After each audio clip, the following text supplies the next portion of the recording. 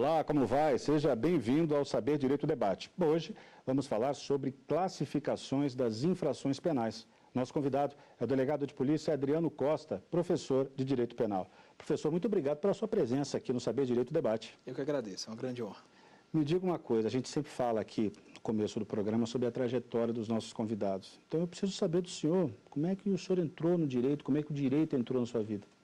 Na verdade, eu acho que pela necessidade, né? Eu venho de uma família muito humilde, minha mãe e meu pai não tinham lá grandes condições financeiras. Eu, desde os 18 anos, já sou concursado. Nós não tínhamos condições ainda de eu custear uma faculdade, por isso que eu comecei a trabalhar, foi o meu primeiro concurso, num balcão de atendimento de um centro de saúde, lá em Samambaia. Eu sou filho de Brasília. Distrito Federal. Hoje não resido mais aqui, resido em Goiânia há 9 anos, mas sou filho de Brasília. E foi com muita dificuldade que eu consegui ir juntando dinheiro para pagar uma faculdade particular. Então, para conseguir juntar esse dinheiro, eu inclusive ia trabalhar de bicicleta. Eu ia 15 quilômetros de ida e 15 quilômetros de volta, todos os dias, de Taguatinga a Samambaia, para que eu tivesse um pouquinho mais de dinheiro para custear a faculdade. Como é que era essa rotina lá no balcão? O que o senhor ouvia lá? É um estado que às vezes falta com coisas elementares, né? E desde novo eu consegui visualizar que era possível que eu modificasse a minha vida e a vida de outras pessoas. E eu me sentia impotente em relação ao cargo que eu tinha antes. Então, eu até conseguia ajudar, mas não conseguia ajudar tanto quanto hoje eu consigo ajudar, exercendo a função de delegado de polícia. Isso é muito legal. Eu acho que eu não mudei muito. A gente não muda muito. A gente não vê nem que a gente envelheceu, né? A gente amadurece. E eu consegui, com o tempo, com as dificuldades, ir amadurecendo e aí atingir hoje uma posição onde eu consigo ajudar muito mais. Mas eu não mudei muito. Não tinha advogado na família, então? Não tinha. Eu tinha 2 irmãos que eram policiais militares, mas a minha ideia nem era ser delegado de polícia. Eu acreditei que eu ia ser advogado criminalista e estudei muito, mas estudei muito mesmo para passar no AB. E aí foi de repente que eu descobri que eu tinha bagagem suficiente para passar nas provas. Eu demorei 6 anos a formar, porque eu não tinha dinheiro suficiente para pagar todos os créditos da faculdade. E quando eu formei, em 2008, aí foi de repente eu descobri que eu estava bem. Eu passei no AB, passei em delegado de Santa Catarina, escrivão aqui do Distrito Federal e também delegado de polícia.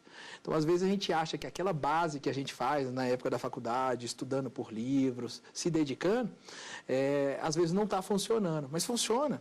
É esse trabalhar de formiguinha, estudando todos os dias, ao longo de 5, 6 anos, é que dá um resultado muito melhor do que aqueles indivíduos que não estudam na faculdade e depois ficam aí 2 anos enfurnados num quarto estudando. É muito melhor diminuir, dividir esse sofrimento em mais anos. Por isso que eu fiz uma boa faculdade. Então, diga, de onde veio esse interesse pelo direito penal, para ser um advogado criminalista? Como é que surgiu tudo isso? Olha, sinceramente, a gente não sabe de onde surgem as nossas Algum vocações. professor na faculdade o direcionou? Eu tinha bons professores, eu sempre tive uma afinidade boa com o penal. Não que eu acreditasse que eu iria trabalhar só nessa seara. Porque quando a gente é estudante, a gente espera qualquer coisa que nos dê, às vezes, uma subsistência mais segura. E eu via na possibilidade da advocacia criminal, talvez, uma mudança no meu padrão de vida.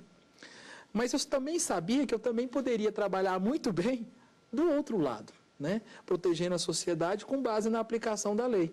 Eu acho que foi essa uma boa guinada na minha vida. Eu já gostava de direito penal, seja para exercer de um lado ou de outro, seja advogando, seja agora fazendo a proteção da sociedade pela aplicação da lei penal. E aí veio o concurso para ser delegado de polícia. De onde veio também essa vontade? O senhor sentiu que tinha bagagem suficiente, o senhor falou que estava preparado, mas para ser delegado de polícia? Pois é, na verdade eu fui acompanhar um amigo. Foi fazer com o amigo? Isso é muito curioso. O amigo passou, pelo menos? Não. Nossa, olha só que coisa. Não, nós fomos fazer um concurso em Santa Catarina, eu fui acompanhar. Isso é interessante. O aluno às vezes estuda, mas não tem um termômetro em que você fala, olha, você está muito bem, você está muito quente, você vai passar. Não tem isso. É insólito. O estudo é muito solitário e você não consegue mensurar o quanto você está bem ou mal, até porque eu não ficava testando o concurso público. Tem gente que é aventureiro. nem estuda direito, vai lá e faz o certame. Eu não. Eu me mantive recluso durante todo esse período estudando. Que certamente eu sabia que, independentemente qual fosse a minha meta, qual fosse a meta que eu iria ter, eu precisava de estudo. Então, eu me mantive silente, recluso, sem fazer muitos concursos e estudando durante o período da faculdade. Foco. Isso, quando surgiu a oportunidade, os concursos que apareceram eu fui fazendo. E foi logo nesse primeiro concurso, após ser formado, que é o de delegado de Santa Catarina, que eu fui aprovado. Meu colega não foi, mas eu fui, eu fiquei, então eu devo ter alguma chance, vamos continuar fazendo. Foi tudo muito rápido, eu acho que em 7, 8 meses eu passei em 3 concursos. E aí já resolvi estabilizar a minha vida. Até porque as pessoas acreditam que o concurso público é o fim último da vítima, da vida de alguém. O senhor vira um ser iluminado, né? Não é bem isso. Não muda nada, não muda nada. E eu tenho também outras prioridades. Eu gosto muito do lado acadêmico. E esse estudo que se faz, às vezes, para o concurso público, é um estudo passageiro, que às vezes não há um aprofundamento como a gente gosta. Hoje, por exemplo, eu sou mestrando em ciência política. Me apaixonei pela ciência política, porque eu acho que a gente tem que buscar sempre outros desafios. Ampliar o horizonte, né? Muito. É importante. Eu acho que é importante. Como é que é a sua rotina hoje como delegado de polícia? Que tipo de problema faz parte da sua rotina? Hoje eu sou titular de uma das maiores delegacias do estado de Goiás, que é a Delegacia Estadual de Repressão a Furtos e Roubos de Veículos Automotores. Não existe um patrimônio móvel maior do que o veículo automotor. O seu relógio pode ser caro, o seu celular pode ser caro, mas certamente o seu bem móvel mais caro é o seu veículo. E aí, independentemente de ser gente rica, pobre, com seguro, sem seguro, a pressão social é grande. Porque os marginais optam por roubar esses veículos porque ele garante maior lucro. E aí nós temos esse boom de criminalidade em relação ao patrimônio. Vamos ao nosso primeiro intervalo, professor? Vamos sim. Perfeito. Nosso primeiro intervalo aqui no Saber Direito Debate. Nós voltamos daqui a pouco. Até já.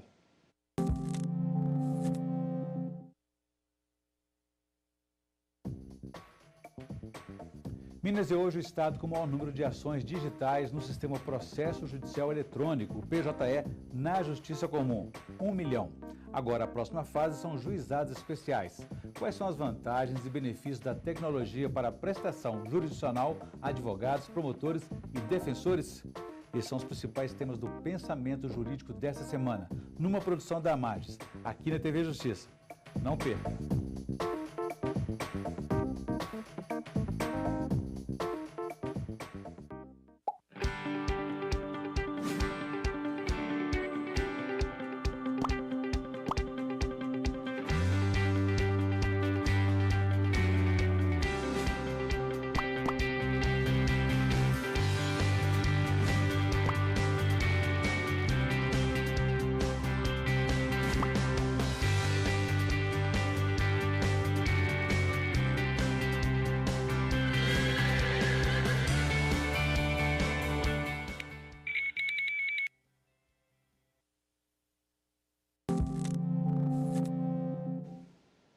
O Saber Direito Debate está de volta, hoje com o delegado de polícia Adriano Costa, professor de Direito Penal. O assunto, classificações das infrações penais.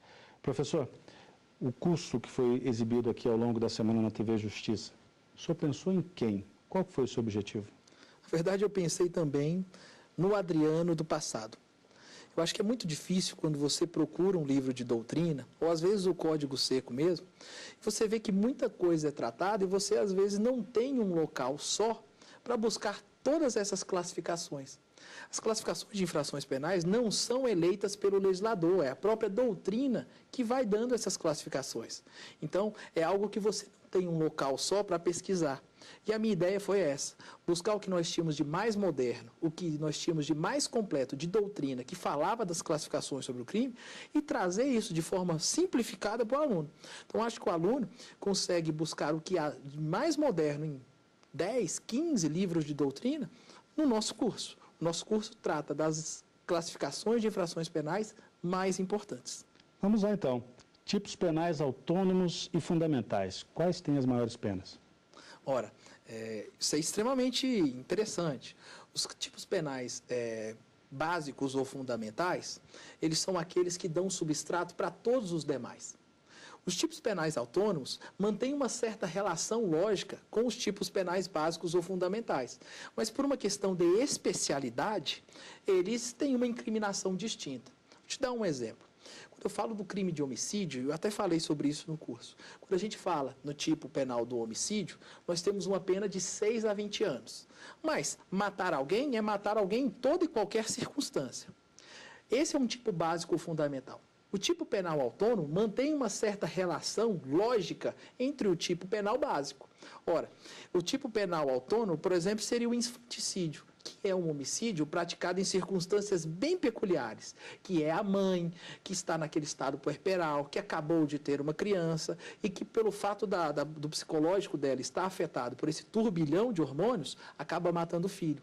Existe uma relação lógica entre eles. Se não existisse o infanticídio, a mulher acabaria sendo incriminada pelo homicídio. Então, ali nós temos um tipo básico fundamental e um tipo penal autônomo, que se trata do infanticídio. O que é interessante é que as pessoas tendem a acreditar que esse tipo penal autônomo, por ter certas características mais específicas do que o tipo penal básico, tem pena maior. E é aí que eles se equivocam. O tipo penal autônomo nem sempre tem uma pena maior. E o exemplo, inclusive, é o crime de infanticídio, que é um tipo de homicídio, mas tem pena muito menor em virtude desse estado de fragilidade que estava a mãe. A gente sempre destaca aqui no programa a terminologia. E eu sempre penso uma ou outra para a gente tratar nas conversas. Só que aqui, o tema das suas aulas assim, é praticamente uma aula de terminologia. E eu vou começar pela primeira aqui. Justa causa duplicada. Pois bem. O que é isso? O engraçado é que esse tipo de terminologia, ela quase que se explica. Ela quase que se explica. Por exemplo, tem outras terminologias, crime manco, essa justa causa duplicada, são terminologias que acabam explicando o próprio Instituto. Existem crimes que a gente chama de crime parasitário. É bem aquilo que a gente via na nossa infância mesmo. Era a gente, às vezes, a mãe dando lombrigueiro para que você matasse o seu parasita que estava lá dentro, você era hospedeiro de um bichinho desse. A ideia é a mesma. Em crimes parasitários, ou seja, aqueles crimes que dependem da existência de uma infração penal anterior, se você efetivamente for querer incriminar o indivíduo acerca dessa infração penal, que se trata de um crime parasitário, é necessário que você demonstre justa causa em relação ao crime principal também por ele praticado. Vou te dar um exemplo. O crime de receptação acontece quando você compra uma coisa que é produto de crime. Só existe receptação, então, se essa coisa que você comprou é fruto de um crime. Então, eu preciso de um crime anterior que é principal em relação a esse. Tem como, será, eu oferecer denúncia em relação a alguém que praticar a receptação sem mostrar que esse produto, que esse objeto é produto de um crime anterior? Ora, inviável. Se existe uma relação de dependência entre o crime de receptação e um crime anterior, eu preciso, na oferta da minha peça inicial, que é a denúncia, demonstrar a justa causa em relação à prática do crime de receptação, que é um parasita, e daquele crime anterior do qual esse objeto veio. É isso que chama de justa causa duplicada. Eu preciso mostrar a justa causa para que o indivíduo responda pela ação penal, mas também fazer uma clara menção àquela infração originária que, inclusive, fez com que o objeto fosse ilícito. Tem uma aqui sensacional. Norma penal em branco ao revés. Aí é de virar a nossa cabeça. Existem normas penais que foram criadas para facilitar a mudança de conteúdo. Quando a gente fala de tráfico de drogas, nós sabemos que é difícil conceituar, por exemplo, o que é uma droga ilícita. Então, se você quisesse conceituar o que é droga na própria lei penal incriminadora, na própria lei de drogas, na lei 11.343, você teria uma dificuldade muito grande. Vamos supor que amanhã surge uma droga nova, a droga X. Se eu tivesse todas as drogas mencionadas na própria lei penal, para eu fazer uma mudança, você já imaginou a dificuldade de passar por todo o trâmite legislativo? Ora, por isso que surgiram as normas penais em branco, principalmente as próprias. Essas normas, o conteúdo complementador, às vezes vem de uma norma de menor dignidade, que seja, por exemplo, uma portaria. Já a norma penal em branco ao revés, o que precisa ser complementado não é uma circunstância que está lá no tipo penal incriminador, é a própria pena. Para eu entender qual é a pena de determinada infração penal, eu tenho que olhar outros dispositivos em outros locais.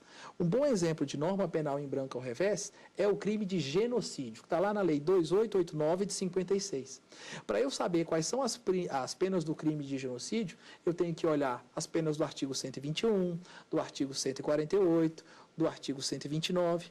Ou seja, uma norma penal em branco ao revés é aquela que o preceito secundário, ou seja, a pena, não pode ser compreendido com a mera leitura da lei. Eu tenho que ler outra lei que a complemente. Rapidamente, professor, em 30 segundos, o senhor consegue me dizer o que caracteriza o chamado crime de conduta mista? Não, esse é até mais fácil, acredite. Existem duas formas de você praticar crime, por uma ação ou por uma omissão. Ora, o tipo penal incriminador, ou ele pode incriminar uma ação positiva sua, ou uma ação inerte, que é uma omissão, são os crimes omissivos. Existem certos tipos penais que fazem uma mescla disso. Tipos penais que trazem uma conduta inicial de ação comissiva, seguidos de um crime ou uma conduta de omissão. Vou te dar um exemplo. Quando você está numa festividade e você acha um objeto perdido, você praticar uma ação de buscar e pegar aquele objeto perdido. Existe uma infração penal que pune a apropriação de coisa achada. E ele é um ótimo exemplo de conduta mista. Olha o que fala esse tipo penal.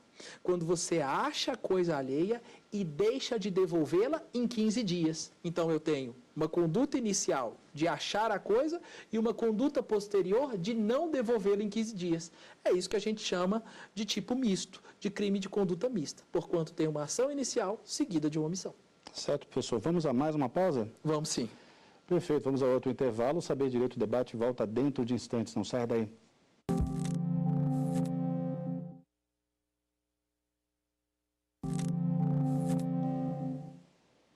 Voltamos com o Saber Direito Debate. O nosso convidado é o delegado de polícia Adriano Costa, professor de Direito Penal. Nós estamos falando hoje sobre classificações das infrações penais. E agora, os livros que foram trazidos pelo nosso convidado. O primeiro, de Rogério Greco, Curso de Direito Penal. O que o senhor pode falar a respeito dessa obra, professor?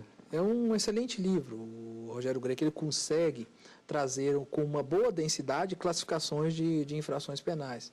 É uma boa editora. Nós temos uma excelente densidade em relação aos conteúdos. É claro que eu não utilizei só esse material para preparar a aula, mas é um bom livro, é um livro que traz boas classificações acerca de infrações penais. O senhor também trouxe aqui de André Stefan? Não. É isso, André Stefan? André Stefan. Direito Penal, Parte Geral.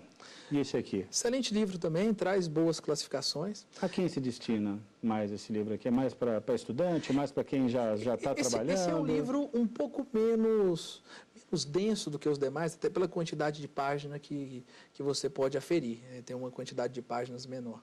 Mas todos esses livros são para pessoas em nível mediano, inicial. São bons livros, dão um bom substrato para aquelas pessoas que intentam estudar sobre classificação sobre infrações penais. O senhor também trouxe aqui, de Luiz Flávio Gomes e Antônio Garcia Pablo de Molina, Direito Penal, Parte Geral. Qual que é a diferença em relação àquele ali? Esse livro é um clássico, até você vê que ele está até meio amarelado, isso indica que está comigo há muito tempo. É um livro que traz algumas classificações de forma bem aprofundada, por exemplo, os crimes de uns tipos penais incongruentes, de intenção transcendental, mutilado de 2 atos. O nome já é difícil, só de falar, já dói. E aqui você consegue ver que nessa obra ele consegue dar uma boa amplitude em relação a essas classificações que são menos usuais. É um livro que tem uma densidade um pouco maior. Já tem que ter um repertório, né? Para ser lido um pouco mais à frente.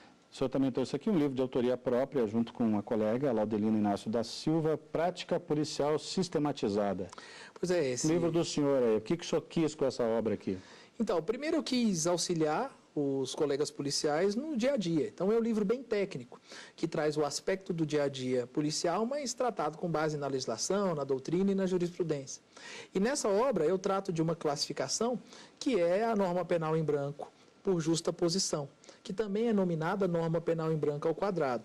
Então é um livro que serve muito bem para o policial no seu dia a dia, mas também para aqueles que querem aprofundar em certos pontos do direito penal e do direito processual. Tem alguns tópicos que a gente não conseguiu resolver no bloco anterior, eu vou aproveitar o nosso tempinho para falar, né? Por exemplo, Rixa também tipifica um crime? Então, quando a gente fala em rixa, as pessoas acreditam que rixa é briga de vizinho. A rixa é um crime bem próprio. E aí a gente consegue ver isso muito bem na infância. Eu não sei se você gostava de assistir Os Trapalhões. Gostava? Acho que todo mundo, né, quando era criança. Lembra daquelas cenas quando entrava os indivíduos naqueles salões, naqueles bares, e começavam agressões generalizadas? Todo mundo batia em todo mundo? Essa é a rixa. A rixa que está elencada lá no artigo 137 do Código Penal é um bando de gente batendo em todo mundo. É bem isso. Por isso que é um crime que depende de, no mínimo, 3 pessoas estarem participando. Não pode existir polarização. As pessoas acreditam que rixa é briga de vizinho, é um contra o outro. Briga de torcida... Não, porque existe polarização. Eu tenho o lado A contra o lado B. Aí tem que ter mais A lados. rixa, eu tenho que ter agressões desordenadas, despolarizadas. Todos batem em todos. Uma baderna, né? É uma baderna. Por isso, de difícil configuração. É um crime que está elencado no artigo 137 do Código Penal. Queria que o senhor explicasse o princípio do esboço do resultado. Então, o nome é muito mais difícil do que efetivamente o Instituto. Maravilhoso esse nome, né? É. Princípio do esboço do resultado. Pois é, esse princípio é trazido no livro do Renato Brasileiro, um livro de Código de Processo Penal muito famoso. Esse princípio nada mais é do que uma mitigação à regra trazida no artigo 70 do Código de Processo Penal. Que regra é essa? Em havendo um crime que tem uma conduta e um resultado, sendo que a conduta ocorre em um lugar e o resultado no outro, o Código de Processo Penal fala que se fixa a competência judicial no local da ocorrência do resultado. Então vamos imaginar o seguinte: o indivíduo, ele toma uma facada em Taguatinga, mas ele vem a falecer aqui no hospital de base. Né? Nós sabemos que Taguatinga é uma região administrativa aqui do Distrito Federal e o hospital de base fica no plano piloto. Ora, nesse caso, se a gente for olhar o artigo 70 do Código de Processo Penal, competente será o juiz aqui do plano piloto e não o juiz de Taguatinga, que é uma região administrativa aqui do Distrito Federal. Essa é a regra do artigo 70 do Código de Processo Penal. Contudo, esse princípio vem para afastar essa regra. Por quê?